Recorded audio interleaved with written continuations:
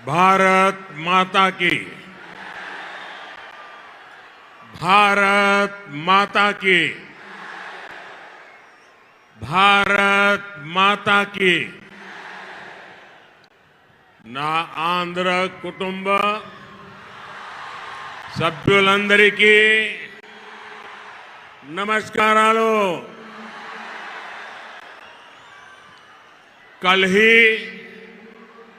देश में लोकसभा चुनाव का बिगुल बजा है और आज मैं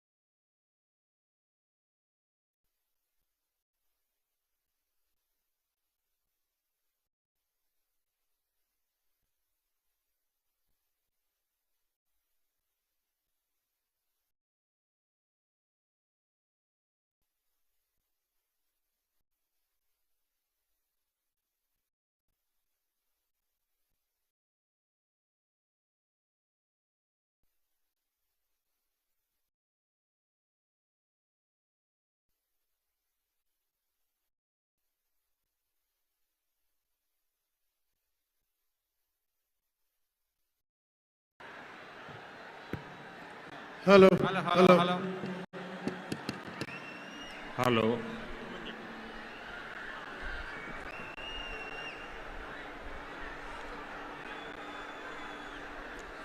यहां जो उत्साही लोग हैं उन्हें पता नहीं है माइक का कंट्रोल और आपकी इस व्यवहार से जो माइक की व्यवस्था देखते हैं उनको तकलीफ हो रही है।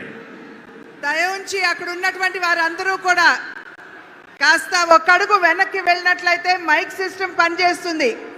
మీ అత్యుత్సాహంతో ఈ సభకి మీరు భంగం వాటిల్లకుండా దయవుంచి దీన్ని విజయవంతం చేయవలసిందిగా అభ్యర్థిస్తున్నాము। పోలీసులు కాస్త చూడండి। साथियों, आपका उत्साह, आपका जोश, ये सब मुझे मंजूर है, लेकिन अगर आप थोड़ा जहां है वहीं रुक जाइए।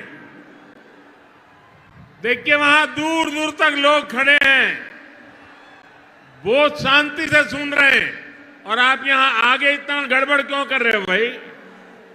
आपका प्यार मेरे सर आंखों पर। మీ యొక్క అభిమానానికి నేను కృతజ్ఞుణ్ణి, కానీ మీరు కాస్త ఈ సభకి భంగం వాటిల్లకుండా ఎవరికి ఇబ్బంది కలిగించకుండా ఒక అడుగు వెనక్కి వెళ్ళినట్లయితే ఈ సభను విజయవంతం చేసుకున్న వాళ్ళం అవుతాం।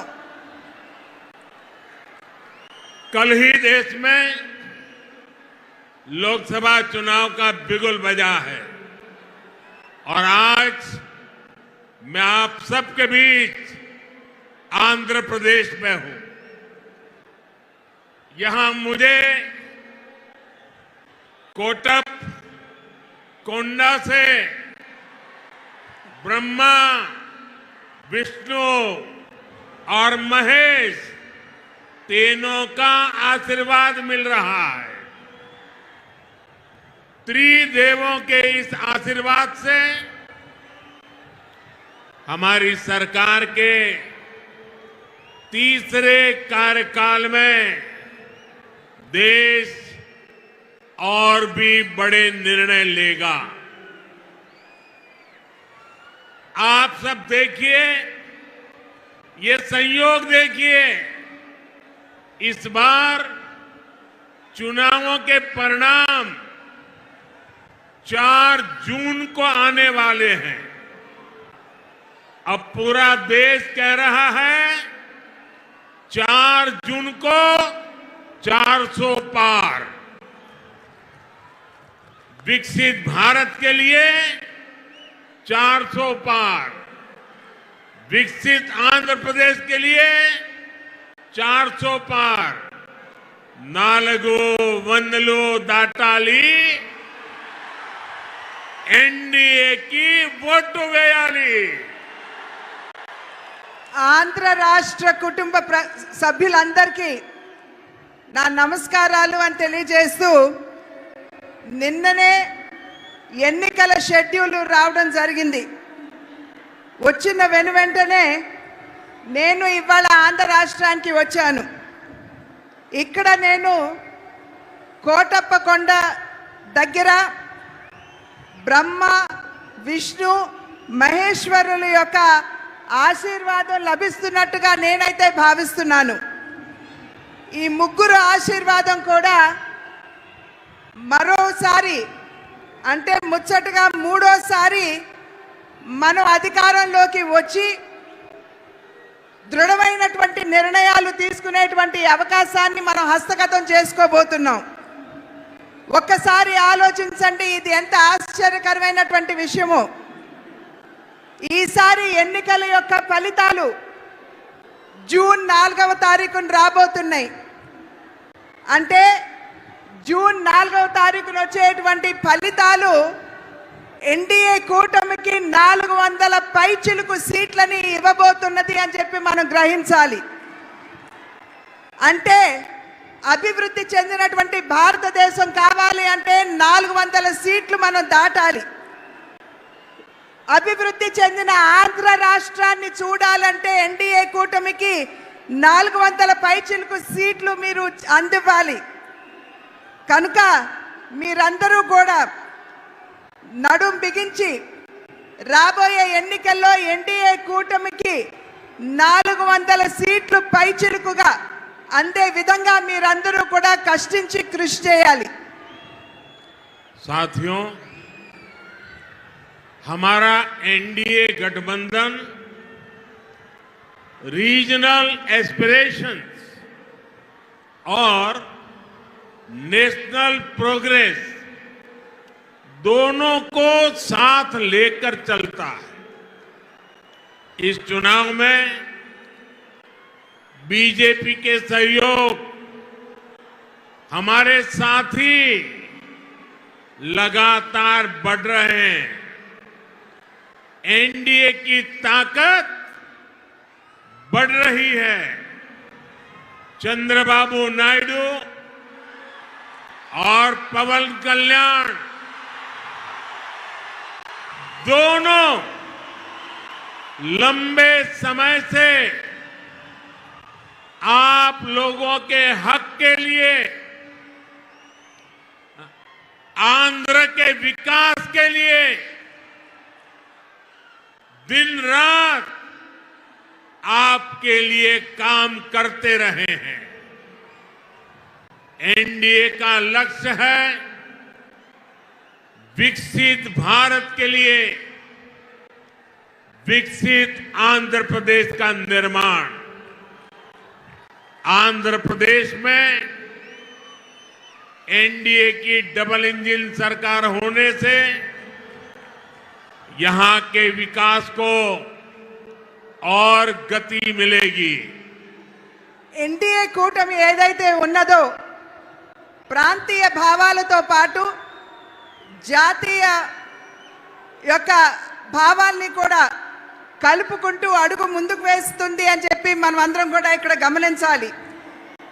ఎన్డీఏ కూటమిలో వచ్చి చేరేటువంటి భాగస్వాముల యొక్క సంఖ్య పెరగడంతో ఎన్డీఏ కూటమి బలం పుంజుకుంటున్నది.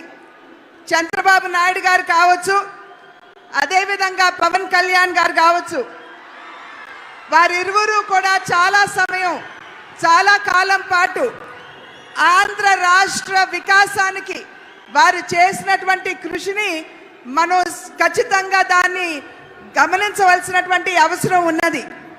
ఎన్డీఏ కూటమి యొక్క లక్ష్యం ఒక వికసిత భారతదేశం, అంటే అభివృద్ధి చెందినటువంటి భారతదేశం. అభివృద్ధి చెందినటువంటి భారతదేశాన్ని గనక మనం లక్ష్యంగా తీసుకున్నట్లయితే ఆంధ్ర రాష్ట్ర అభివృద్ధి కూడా అంతే మనకి ప్రాముఖ్యం అని చెప్పి మనమందరం కూడా గుర్తించాలి. కనుక ఆంధ్ర రాష్ట్రంలో ఎన్డీఏ డబుల్ ఇంజిన్ ప్రభుత్వం, అంటే కేంద్రంలో ఎన్డీఏ, అదేవిధంగా ఆంధ్ర రాష్ట్రంలో కూడా ఎన్డీఏ ప్రభుత్వం ఉండవలసినటువంటి ఆవశ్యకతను గమనించండి. साथियों, केंद्र की एनडीए सरकार गरीब की सेवा करने वाली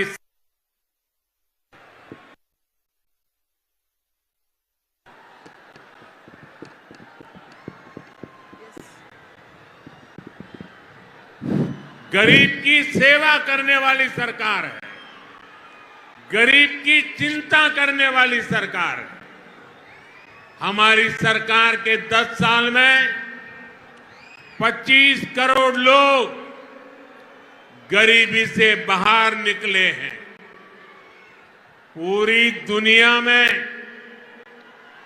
एनडीए सरकार के विकास कार्यों की चर्चा हो रही है। एनडीए सरकार ने आंध्र प्रदेश में गरीबों को पीएम आवास योजना के करीब 10 लाख घर दिए हैं। यहां पलनाडु में गरीबों को करीब 5,000 पक्के घर बनाकर दिए गए हैं। जल जीवन मिशन के तहत आंध्र प्रदेश के करीब 1 करोड़ परिवारों तक नल का कनेक्शन पहुंचा है। आयुष्मान भारत योजना के तहत यहां 1.25 करोड़ से ज्यादा गरीबों ने अपना मुफ्त इलाज कराया है। आज एनडीए सरकार की वजह से यहां पलनाडु के 5 लाख से ज्यादा जरूरतमंदों को मुफ्त राशन भी मिल रहा है। हमारी सरकार किसानों की छोटी छोटी जरूरतों को भी ध्यान रख रही है। पीएम किसान सम्मान निधि के तहत यहां पलनाडु के किसानों को 700 करोड़ रुपए से ज्यादा दिए गए हैं।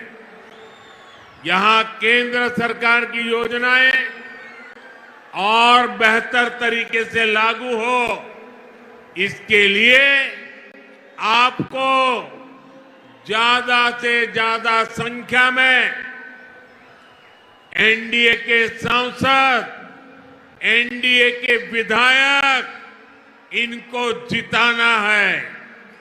एनडीए के सभी सांसद, एनडीए के सभी विधायक बहुत सेवा भाव से आपके लिए काम करेंगे, ये मोदी की गारंटी है। కేంద్రంలో ఉన్నటువంటి ఎన్డీఏ ప్రభుత్వం ఏదైతే ఉన్నదో సేవా నిరతితోటి దేశంలో ఉన్నటువంటి వారందరికీ కూడా సేవను అందించడంలోనే నిమగ్నమై ఉన్నది అని చెప్పి మీ అందరికీ తెలియజేస్తూ, దేశంలో ఉన్నటువంటి పేదవాడి గురించి ఆలోచించేటువంటి ప్రభుత్వం ఎన్డీఏ ప్రభుత్వం. ఇవాళ దగ్గర 30 కోట్ల మందిని, దేశ జనాభాలో 30 కోట్ల మందిని పేదరికం నుండి వెలుపలికి తీసుకొచ్చినటువంటి ఘనత కూడా ఎన్డీఏ ప్రభుత్వానికే దక్కుతుంది అని చెప్పి తెలియజేస్తున్నాను. ఎన్డీఏ ప్రభుత్వం ఏదైతే ఉన్నదో, ఇవాళ ప్రధాన్ మంత్రి ఆవాస్ యోజన కింద రాష్ట్రానికి 10 లక్షల ఇళ్ళు ఇవ్వడం జరిగింది. ఈ 10 లక్షల ఇళ్లలో పల్నాడు ప్రాంతంలో దగ్గర 5,000 పక్కా గృహ నిర్మాణం ఈ పల్నాడు ప్రాంతంలోనే పేదల కోసం చేశారు అని చెప్పి మీకు తెలియజేసుకుంటున్నాను. జల్ జీవన్ మిషన్ అంటే పేదవారికి త్రాగటానికి శుద్ధమైనటువంటి నీరు అందించే కార్యక్రమంలో భాగంగా ఆంధ్ర రాష్ట్రంలో దగ్గర 1 కోటి కుటుంబాలకి మరి ఎటువంటి డబ్బు తీసుకోకుండా ఉచితంగానే నల్లా కనెక్షన్లు ఇచ్చినటువంటి విషయాన్ని కూడా మీ అందరికీ తెలియజేస్తున్నాను. ఆయుష్మాన్ భారత్ అనేటువంటి ఒక బృహత్తరమైనటువంటి కార్యక్రమం పేదల యొక్క ఆరోగ్యాన్ని దృష్టిలో పెట్టుకుని ఆయుష్మాన్ భారత్ కింద దగ్గర 1,25,00,000 మందికి ఇవాళ ఆయుష్మాన్ భవ కింద వారికి ఎటువంటి డబ్బు తీసుకోకుండా ఉచితంగానే వైద్య సౌకర్యాన్ని కేంద్ర ప్రభుత్వం అందిస్తున్నటువంటి విషయాన్ని కూడా మీకు తెలియజేస్తున్నాను. ఇవాళ ఆంధ్ర రాష్ట్రంలో చిన్న సన్నకారు రైతులు ఎవరైతే ఉన్నారో వారందరికీ కూడా కిసాన్ సమ్మాన్ నిధి కింద 700 కోట్ల రూపాయలు ఆంధ్ర రాష్ట్రంలో ఇవ్వడం జరిగింది. ఇది ఈ రకమైనటువంటి కార్యక్రమాలు ప్రజా సంక్షేమానికి, అభివృద్ధికి పెద్దపీట వేసే కార్యక్రమాలు మనం ఇక్కడ నిర్విఘ్నంగా జరుపుకోవాలంటే పెద్ద సంఖ్యలో ఎన్డీఏ పార్లమెంట్ సభ్యుల్ని, ఎన్డీఏ ఎమ్మెల్యేని ఖచ్చితంగా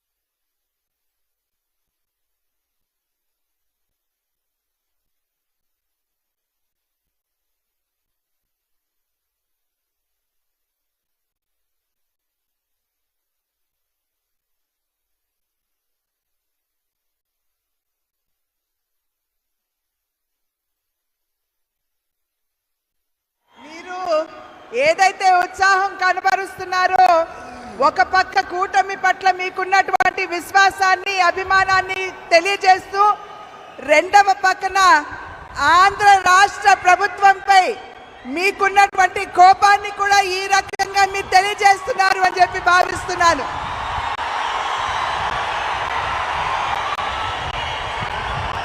साथियों, आंध्र के युवा के सामर्थ्य को और बढ़ाने के लिए हम राज्य को देश का बड़ा एजुकेशन हब बना रहे हैं। यहां गुंटूर में NIDM, पलासमुद्रम में national academy of customs, indirect taxes and narcotics, Tirupati में IIT, तिरुपति में आईसर, कर्नूल में IIT-DM, श्री सिटी में IIT, विशाखापट्टनम में IIM, विशाखापट्टनम में Indian institute of petroleum and energy, Mangalagiri में एम्स, विजयवाड़ा में national institute of design, Tadepalligudem में NIT, विजयनगरम में सेंट्रल ट्राइबल यूनिवर्सिटी, ऐसे कितने ही टॉप एजुकेशनल इंस्टीट्यूट का लोकार्पण या शिलान्यास केंद्र की NDA सरकार ने किया है, जो आपके युवाओं का भाग्य बदलने वाला है। ఆంధ్ర రాష్ట్రంలో ఉన్నటువంటి నిద్రావస్థలో యువతలో ఉన్నటువంటి నైపుణ్యాన్ని తట్టి లేపడానికి ఆంధ్ర రాష్ట్రాన్ని ఒక గొప్ప విద్యా కేంద్రంగా చేయాలి అనేటువంటి సంకల్పం కేంద్ర ప్రభుత్వానిది. దానిలో అంతర్భాగంగానే గుంటూరులో NIDM, పాలసముద్రంలో national academy of customs and indirect taxes, తిరుపతిలో IIT, కర్నూలులో IIIT, శ్రీ సిటీలో IIIT, విశాఖపట్నంలో IIM, విశాఖపట్నంలో Indian institute of petroleum and energy, మంగళగిరిలో ఎయిమ్స్, విజయవాడలో నేషనల్ ఇన్స్టిట్యూట్ ఆఫ్ డిజైన్, తాడేపల్లిగూడెంలో నేషనల్ ఇన్స్టిట్యూట్ ఆఫ్ టెక్నాలజీ, విజయనగరంలో సెంట్రల్ ట్రైబల్ యూనివర్సిటీ, ఇవన్నీ కూడా చాలా చాలా ప్రధానమైనటువంటి కేంద్ర విద్యా సంస్థలు. ఆ సంస్థలన్నిటినీ ఇవాళ ఆంధ్ర రాష్ట్రంలో ఉన్నటువంటి యువతలో నిక్షిప్తంగా ఉన్నటువంటి సామర్థ్యాన్ని వెలికి తీయడానికి ఇవన్నీ కూడా మేము ఇక్కడ స్థాపించడం జరిగింది. साथियों, NDA में हम सबको साथ लेकर चलते हैं, लेकिन दूसरी ओर कांग्रेस पार्टी है जिसका एक ही एजेंडा है, गठबंधन के लोगों को यूज एंड थ्रो करना।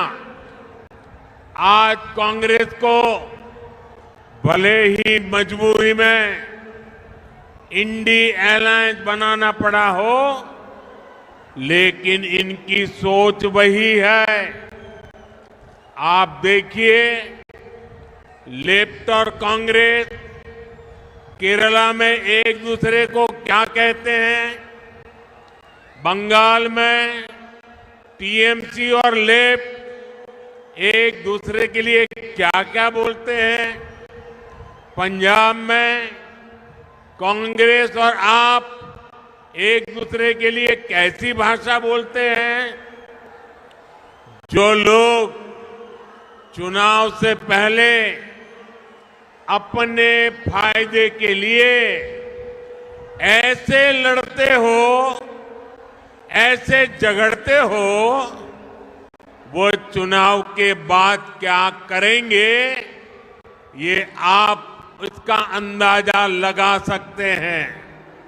ఎన్డీఏ కూటమి ఏదైతే ఉన్నదో ప్రతి ఒక్క ఎన్డీఏ భాగస్వామిని కలుపుకుని ముందుకు వెళ్ళడంలోనే విశ్వాసాన్ని ప్రదర్శిస్తుంది.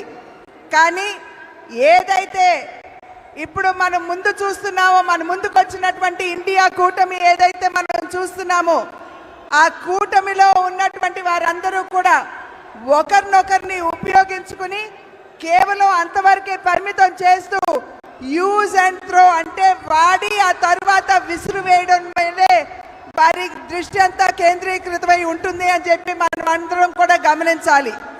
ఇవాళ కాంగ్రెస్ పార్టీ మరి ఒక రకమైనటువంటి వారికి ఎటువంటి ముందు చూపు లేకుండా వారు అందరితో కలిసి మన ముందుకు వచ్చిన ఒక్కసారి ఈ కూటమి భావజాలం మీద మీరు దృష్టి కేంద్రీకరించండి. కేరళలో లెఫ్ట్ కావచ్చు, కాంగ్రెస్ కావచ్చు, ఒకరినొకరు ఏ విధంగా తిట్టుకుంటారో, ఆడిపోసుకుంటారో ఒక్కసారి గమనించండి.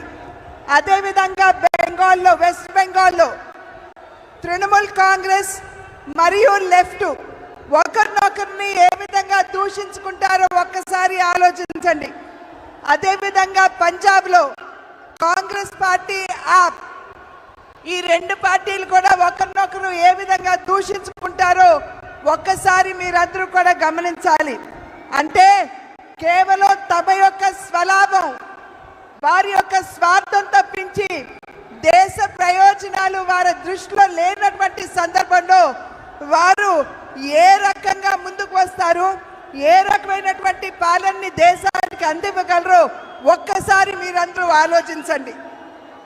साथियों, मुझे याद है कि कैसे राम मंदिर के लोकार्पण पर्व के दिन पूरे राज्य में रामलला के फिर घर लौटने का उत्सव मना था। तेलुगु लोग कभी नहीं भूल सकते कि एनटीआर गारू कैसे वो भगवान राम और भगवान कृष्ण के रोल को जीवंत कर देते थे। उन्होंने जीवन भर किसानों और गरीबों के हक की लड़ाई लड़ी थी और इस वजह से उन्हें कांग्रेस के अत्याचारों को भी सहना पड़ा था। कांग्रेस ने हमेशा आंध्र प्रदेश के गौरव का अपमान किया है। ये हमारी सरकार है जिसने हमेशा आंध्र गौरव का सम्मान किया।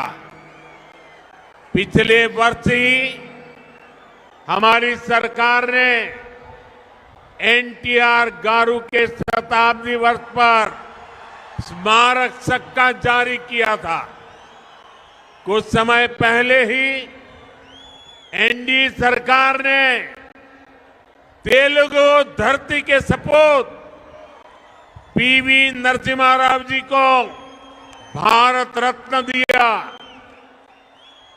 कांग्रेस ने कैसे उनका अपमान किया था मैं इसके विस्तार में नहीं जाना चाहता, लेकिन ये बीजेपी है, एनडीए है जो हमेशा पार्टी लाइन से ऊपर उठकर देश के लिए समर्पित नेताओं का सम्मान करती है।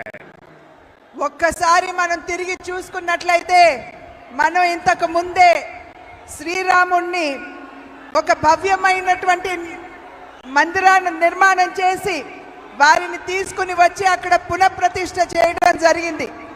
శ్రీరాముడి గురించి మనం ఒక్కసారి గుర్తు చేసుకున్నట్లయితే మన కళ్ళ ముందు సాక్షాత్కరించేది నందమూరి తారక రామారావు గారు. వారు ఏ విధంగా శ్రీరాముడిగా శ్రీకృష్ణుడిగా వారు నటించడం గారు